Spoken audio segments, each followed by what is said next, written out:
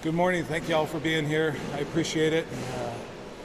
Appreciate the opportunity to speak directly to our public here in San Joaquin County and the rest of the state to let them know a few updates of what's going on with our mass shooting investigation.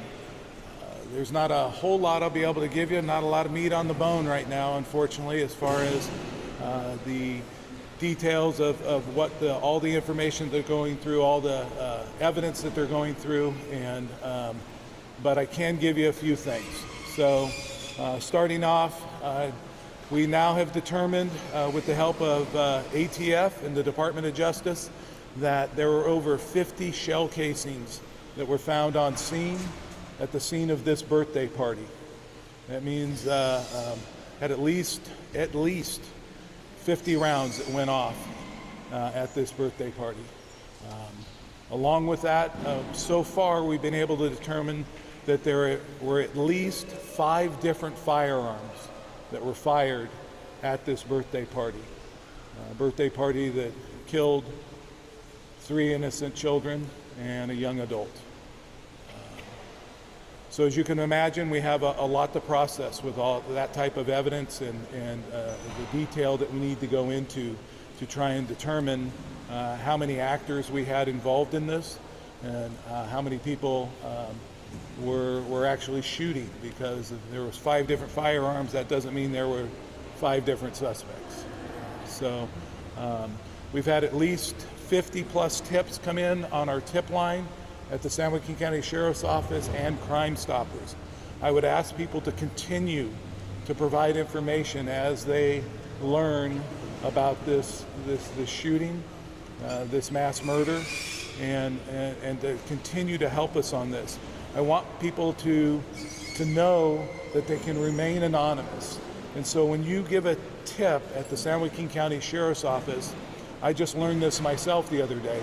You remain anonymous because it comes in, it goes through a third-party vendor, and then back to us, so that we have no access to who has called this in or who has given us a piece of video or whatever it is, the information that you have. We have no way of telling where that came from. It won't come out in court, it won't come out in our reports, because it's totally anonymous. So that's huge. If you're afraid to come forward on this, please come forward on this. You know, another thing I want to touch on is that there's been a lot of talk about whether this was gang related or not. And I've told you all along that we cannot determine whether this is gang related or not. Obviously, we know that there were known gang members at this party, but we do not know whether that was the reason or the motive of this shooting. So we're going to take our time and gather all our information and process it. We are blessed. We are partnering with ATF, alcohol, tobacco, firearms, and explosives, with the FBI, with the U.S. Attorney's Office, with Stockton PD, obviously our DA's office, and my entire crew. And then every other agency in our county has offered services. All our state partners. I got off the phone with the commissioner of CHP last night, who has offered any assistance we need from them. So everyone is offering their assistance, and we're taking all the assistance that we need and can, and we'll access other in the future if need be. So I'm asking the public to be patient. I know this is going to be difficult, but this is not going to be in a week or two we've got an answer and we start arresting people. You have to know that. Okay, this is going to take months to process all this, figure out who did this, because you've been asking me for descriptions on the people that did this. Well, the only information we're getting so far from the folks who were at the scene was that the people involved in this were dressed all in black and had face coverings. So all you could see was this. So that's why we haven't been asking for anything. But that doesn't mean we don't know who they are, or don't believe we know who they are, or might know who they are, or people might tell us that they think these people are involved. We just need to follow the evidence to prove who was there, who did this heinous act, and that's going to take a lot of time. But I am very confident in our investigators, and with all the support that we have throughout the state and the federal government, that we will come to a successful conclusion. You know, as we've seen just recently on the news, it took 5.5 years to find one guy who was putting out some pipe bombs in Washington, D.C., but they got him. And that's because they took their time and they processed their evidence and they followed the evidence as it came in. So I don't think it's going to take us 5 years, but if it does, then we'll work it for 5 years.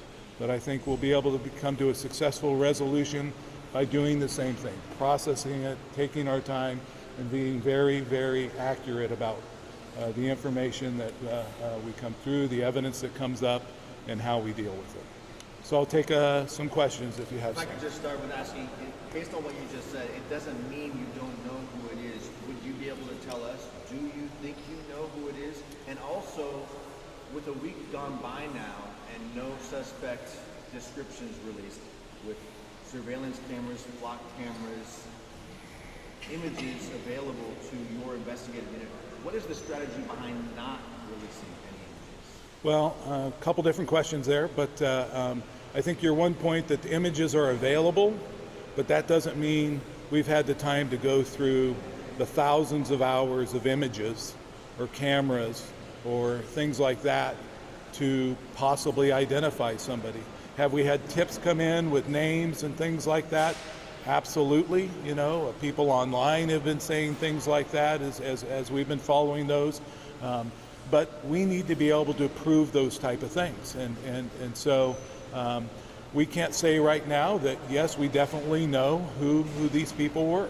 But we have a tremendous amount of leads that is going to take a tremendous amount of time to go through and slowly narrow it down and catch these guys.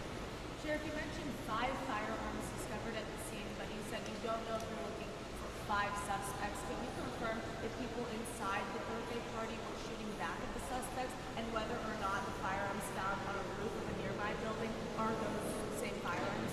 I can tell you, first of all, let me correct one thing. I didn't say that we found 5 firearms on scene. I said it was the shell casings. Tell us that there were at least 5 firearms, maybe more, because we're still processing those. And and we did find firearms on top of the roof. I do not know if ATF has tied that to these shell casings as being some of the firearms that were discharged there yet. But we have at least 5 firearms that we know were used. It doesn't mean that we have them in our possessions. All that evidence came off of the shell casings at the scene at this time. Can you confirm that the people inside the party, whether or not they were shooting back at the suspects? I cannot confirm that at this time. We have, detailed evidence that we collected at the scene and trajectories and all that has to be gone through and they. At some time during this investigation, we will be able to determine what direction those rounds were traveling, and that will give us information of where shooters were standing and what direction they were shooting. Are you able to say what kind of weapons may have been used in this? And also, I had a different question. I know that the Sheriff's Office has decided not to publicize the names of the victims. The families have. I just wanted to see why you guys did that to them. Okay, we are not going to talk about the caliber or the type of firearms that were used in this, and we're not publicizing the names right now. It's really not my place. The medical examiner is the one who deals with the families and the deceased. That we used to do that as coroners. We don't do that anymore, and I'm very cautious about that. I've known over the years when I used to be a deputy coroner that to be very cautious about mentioning names and things like that. And so I'm going to leave that up to the families and the loved ones to make sure that all their loved ones have been notified and nobody gets traumatized even more because they didn't know a family friend, a loved one, a family member was a victim of this case. Sheriff, the thousands of hours of video, I imagine some of it is surveillance. What other sources have you gotten video from, whether it's from people, from businesses? Where's the video coming from? You know, as you know, nowadays, we're all on camera all the time. So we're accepting video evidence and gathering video evidence from every possible location that we can. So as you can imagine, we'll obviously try and find video evidence around the scene of the crime and out from there. We'll take video evidence from anyone who will send it in on our tip line. You can download it there, again, anonymously, and we'll go through that frame by frame to see anything that we can out. So you can imagine there's going to be a tremendous amount of video to go through, and our federal partners at the FBI and our guys and Stockton PD and DAI, we're all going through that as quick as possible to try and start narrowing the scope of this investigation down. We have time for one more question. Just to follow up on what you just said, so there is a lot of video evidence, but I believe you said in your initial response to me that you haven't been able to go through it all. It's been a week. Yeah. Have you been able to identify these suspects on video at any point following the shooting? I'm unaware of whether they've identified anyone at this time as being part of that shooting on that video evidence. Now, that doesn't mean that we think that somebody might have been involved in this or something like that, but at this time, I have not been briefed on anyone particular being identified via video evidence at this time. And one last one. Shots were fired into the house across the street during the event. Did that suggest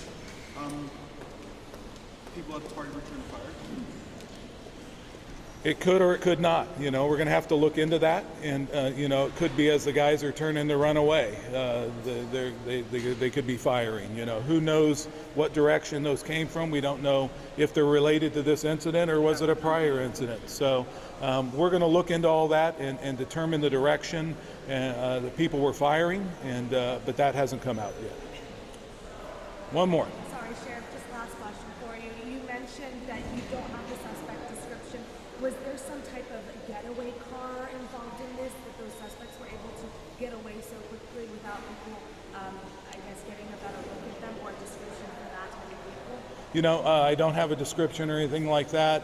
I'm assuming, just like you, that obviously they left the scene somehow. I don't know what the mode of that transportation was at this time, but we'll be looking into that, and I'm sure we'll figure that out. Thank you. So thank you all for coming out this morning, and we'll try and keep you up to date on anything that we can release. We meet regularly, and my PIO team, who I think we all work well with, will keep you up to date and let you know. So God bless you and your families, and thank you so much. Appreciate it.